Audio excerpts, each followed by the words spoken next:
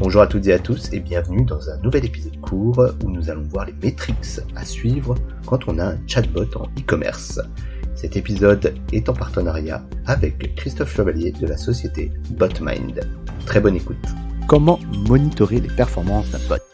Eh bien, on va se baser sur 3 indicateurs. Le premier, c'est le nombre de conversations qui va nous donner finalement le volume que l'on traite chaque mois.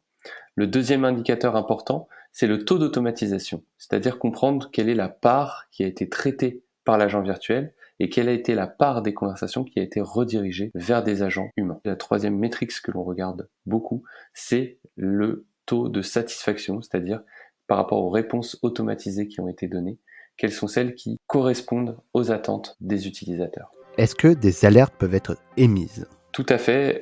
On a la capacité, notamment dans Botmind, de détecter parfois automatiquement des pics de demandes, notamment lorsque les demandes ne sont pas automatisées. Et ça peut être très utile, par exemple, lorsqu'on a un bug ou une problématique importante qui éclot et qui n'avait pas été anticipée, pour avertir les équipes et mettre en place une nouvelle réponse automatisée pour finalement réussir à éteindre l'incendie au plus tôt. Très bien. Quelles sont les métriques que les sites marchands comparent avant et après la mise en place d'un bot ?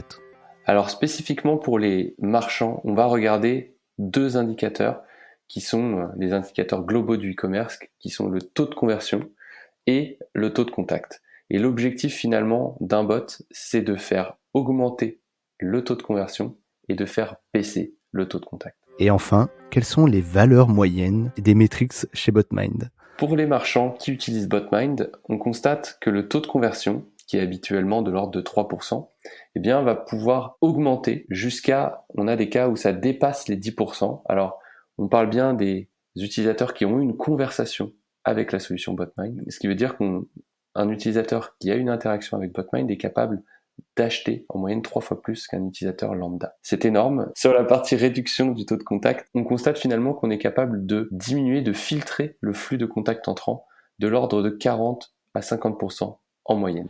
Merci Christophe, c'était 2 minutes avec Botmind, les métriques à suivre quand on a un chatbot. À très vite sur le podcast éditeur des partenaires Senpai.